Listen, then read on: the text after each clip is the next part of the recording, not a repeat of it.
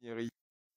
Oui, bonjour, Monsieur le Président. Tout d'abord, je reprends quelques propos que vous avez adressés face à cette crise du Covid. Vous avez la lourde tâche de redresser Renault et vous avez même dit, évoqué le fait que nous étions dans une situation dégradée. Vous avez fait part aussi qu'aucun licenciement sec ne serait effectué, pas de souffrance sociale.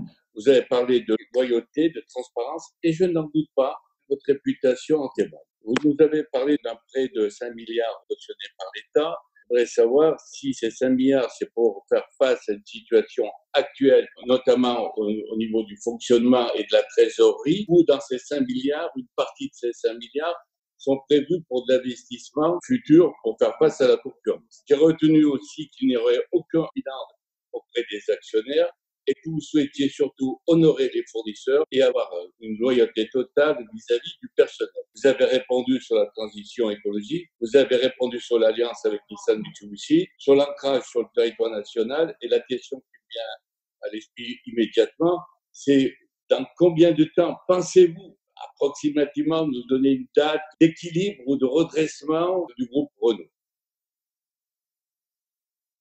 Oui, Monsieur Cinieri, vous m'avez demandé quand est-ce que je pourrais vous dire que le groupe Renault va se redresser. Comme j'aimerais pouvoir vous le dire aujourd'hui.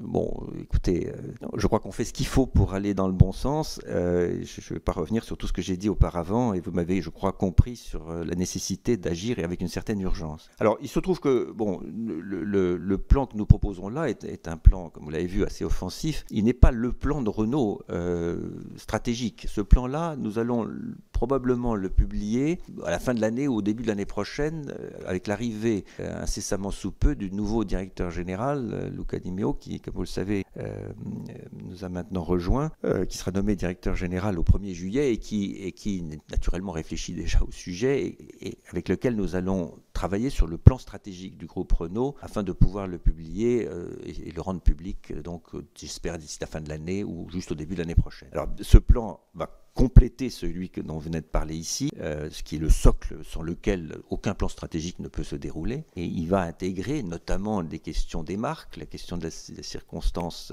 et tous les travaux dont nous avons déjà parlé, de comment la stratégie de marque de Renault va se déployer, quels sont les projets d'avenir, notamment des véhicules nouveaux, des choses comme ça. Dans le cadre de l'Alliance, tout ça, ce travail est en cours et va être pris en main par le directeur général. Et on aura l'occasion d'en parler dans les délais que je vous ai dit. Donc, et c'est à ce moment-là que je pourrai être beaucoup plus clair sur les moments où nous percevons que Renault va reprendre le dessus. Voilà, je crois que vous avez répondu de la façon la plus sincère possible parce que je n'ai pas d'autre meilleure réponse à vous donner. Par contre, ce que je sais, c'est qu'on va tout faire pour y arriver le plus vite possible.